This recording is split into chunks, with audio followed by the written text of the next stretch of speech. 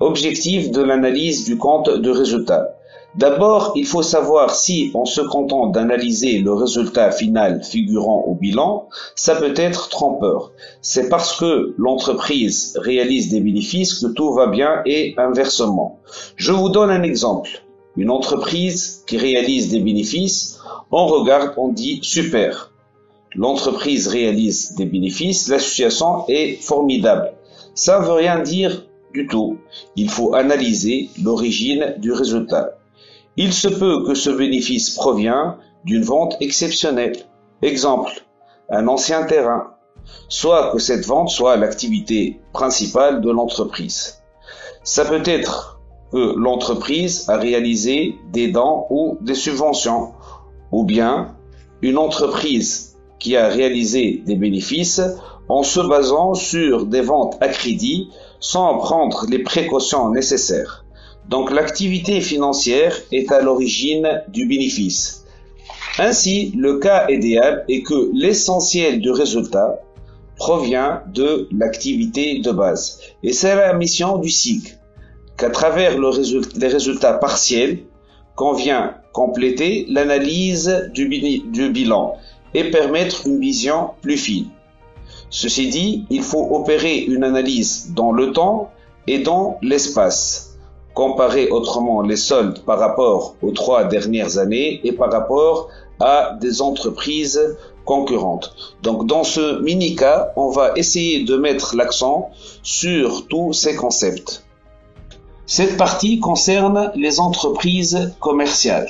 Donc l'objectif, c'est de déterminer la marge commerciale, autrement dit la performance de l'entreprise au niveau de son activité de base. Donc on prend le chiffre d'affaires ou les ventes des marchandises, on retranche les réductions accordées, ça nous donne 147 960 moins 1290. Donc auquel on va retrancher le coût d'achat des marchandises vendues. Concrètement, je m'en le coût d'achat des marchandises vendues. Les marchandises اللي بعناهم قداش le coût تاعهم. Ben oui, le مشكلة. نجمو نحنا les marchandises, on les achète au cours de cette période. Ou bien qu'on يكونوا عندنا des marchandises achetées au cours de la période précédente. Pour résoudre ce problème, donc qu'est-ce qu'on fait? On transite par la formule suivante. On prend le stock initial de marchandises, on retranche le stock final, ça nous donne la variation de stock, plus les achats hors taxes, et on retranche les 3 heures obtenues. Les 3 heures accordées. Lorsqu'on vend, on accorde, et lorsqu'on achète, on obtient. Donc, chiffre d'affaires moins le coût d'achat des marchandises vendues, on aura la marge commerciale. Bien évidemment, plus la marge commerciale est importante, plus l'entreprise est performante au niveau de son activité de base, à savoir l'activité commerciale. Deuxième solde, c'est la production de l'exercice. On parle de production de l'exercice lorsqu'on est dans le cas d'une entreprise industrielle. Donc il y a 3 composantes. La première composante, c'est la production vendue, les ventes de produits finis, qui s'élèvent à 311 260, auquel on ajoute la production stockée. La production stockée est le stock final de produits finis, moins le stock initial de produits finis. Mais nous avons production stockée, on a qui la stock final de marchandises. C'est par rapport aux produits finis. Je vais vous faire le soubassement théorique du concept de production stockée. Qui n'est un stock initial important qui est de 100 et le stock final de 20. La formule, je crois, le stock final moins le stock initial. 20 moins 100, ça nous donne par exemple moins 80. Donc ça nous donne un résultat négatif. Donc on a commencé avec un stock initial important, puis on assiste à la baisse du stock. Donc on est dans le cas de déstockage. L'entreprise qada déstocki, mais qada tasna. Le contraire, si le signe est positif, donc on est dans le cas de stockage. Donc finalement, lorsque le stock final est supérieur au stock initial, donc, dans ce cas, le résultat est positif, stockage et inversement. Et finalement, la production immobilisée, c'est la 3e composante. À la production immobilisée, lorsque on fabrique des éléments qu'on va les garder. Par exemple, on fabrique des réfrigérateurs, l'activité interne bien les réfrigérateurs, et on garde par exemple 4 ou 5 réfrigérateurs pour les besoins des 4. Passons à la consommation externe. Que veut-on dire tout d'abord par consommation externe? La consommation externe ou bien la consommation intermédiaire, c'est l'ensemble des biens et des services consommés ou détruits lors du processus de fabrication. On peut prendre l'exemple d'une entreprise qui fabrique des gâteaux.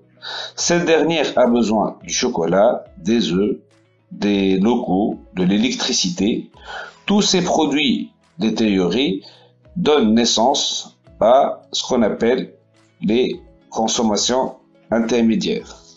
Donc concrètement, le coût d'achat.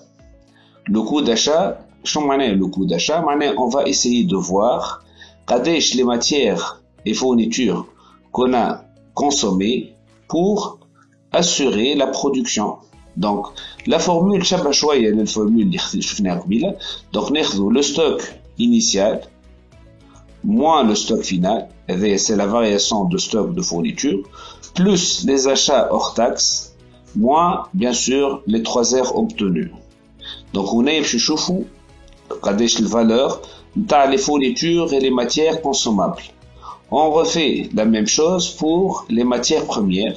Donc stock initial de matières premières 20 000 moins le stock final plus les achats. Donc vous trouvez tous les résultats au niveau de l'énoncé qui est présenté en pièces jointes. Donc la troisième composante, c'est les autres charges externes qui sont subdivisées. Premièrement, les services extérieurs.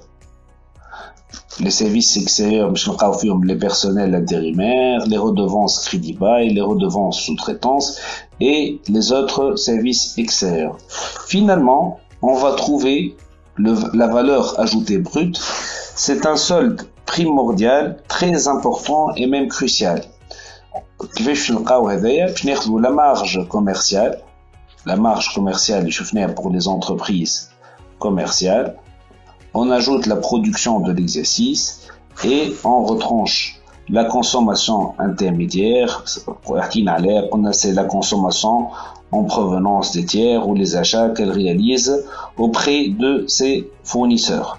Donc, finalement, il est crucial de calculer le poids de la valeur ajoutée par rapport au chiffre d'affaires. Par exemple, j'ai facturé pour 100 dinars des produits. J'ai acheté, par exemple, à mes fournisseurs pour 50, donc j'ai une valeur ajoutée de 50. On doit faire le rapport et finalement, si le rapport est bon, on va dire que l'entreprise crée des richesses et inversement. Ceci dit, il faut comparer ce pourcentage par rapport à l'année dernière. Si j'assiste à une augmentation, ça c'est super. En revanche, si l'année dernière j'avais 40 par exemple %, donc c'est le pourcentage est inférieur, il y a un problème. Il faut aller chercher pourquoi. Est-ce que j'ai moins vendu? Est-ce que j'ai acheté plus des choses qui n'avaient pas d'impact direct sur mon chiffre d'affaires? Bref, il faut aller chercher l'information de pourquoi ça diminue. Mais c'est tout, c'est pas suffisant. Il faut comparer par rapport aux entreprises concurrentes et voir si on réalise les mêmes performances ou pas. Donc, la valeur ajoutée est non seulement importante pour l'entreprise, mais aussi au niveau national, puisqu'en additionnant les valeurs ajoutées qu'on trouve le fameux PIB, qui permet de classer les pays. Donc, l'indicateur suivant, c'est l'excédent brut d'exploitation. Je vais faire donc, la valeur ajoutée, on ajoute la subvention d'exploitation, on retranche les impôts et taxes et les charges du personnel. Les charges du personnel, à mon sens, représentent la rubrique la plus importante. On va voir l'impact de poids du personnel. Donc, les traitements et les salaires. Et on ajoute les charges sociales. la faute commise par la plupart des étudiants chez nous, il se limite au traitement et salaire. Il ne faut pas oublier les charges sociales. Et finalement, on aura l'excédent brut d'exploitation. L'excédent brut d'exploitation, c'est un indicateur révélateur puisque il nous donne des informations, mais la question qui se pose, le BE, que représente-t-il? Je dirais c'est la trésorerie que l'entreprise dégage indépendamment de sa politique d'amortissement, de sa politique financière, du volet exceptionnel.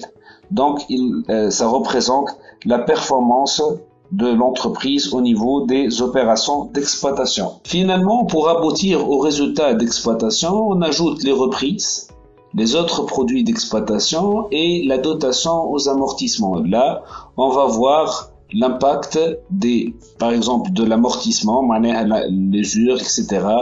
Donc, c'est la partie la plus importante. Tu chauffes le poids du facteur donc technique. Et finalement, on retranche les autres charges d'exploitation. Le résultat d'exploitation nous donne une idée sur la performance au niveau de l'exploitation, au niveau des activités répétitives. On va entamer le volet financier. L'impact des éléments financiers. On ajoute les produits financiers, par exemple la performance de l'entreprise, جيم اللي نحنا قاعدين نعملوا في des opérations de placement ولا قاعدين نبيعوا avec crédit. Donc هذايا il nous fausse le raisonnement. نجموا نلقاو un résultat très important كما قلت لكم mais راهو جاي من les opérations de placement اللي هما ne constituent pas l'activité de base de l'entreprise. Inversement, une entreprise très performante au niveau de son activité de base, mais on y a des charges financières. Les charges financières, l'entreprise, le volet financier, elle se finance d'une manière mauvaise.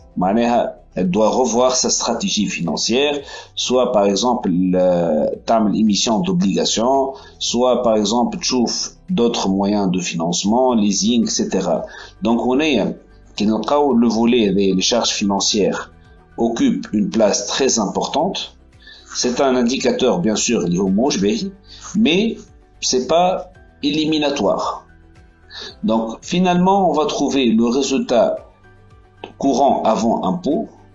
Donc, le passage du résultat d'exploitation au résultat courant avant impôt, on a un impact de l'activité financière. Et finalement, on va se focaliser sur les produits exceptionnels, qui m'ont au niveau du début de la vidéo, l'entreprise tbia des immobilisations, tbia un terrain, elle réalise une plus-value très importante, qui choufou nahna le résultat, et le résultat معناها formidable.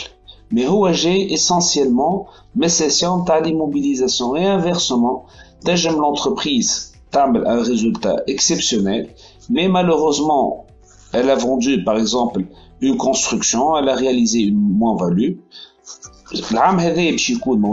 Mais la tendance, on doit raisonner en termes de tendance, la tendance, donc finalement, le résultat des activités avant impôt, l'impôt sur le bénéfice, et on aura le résultat net.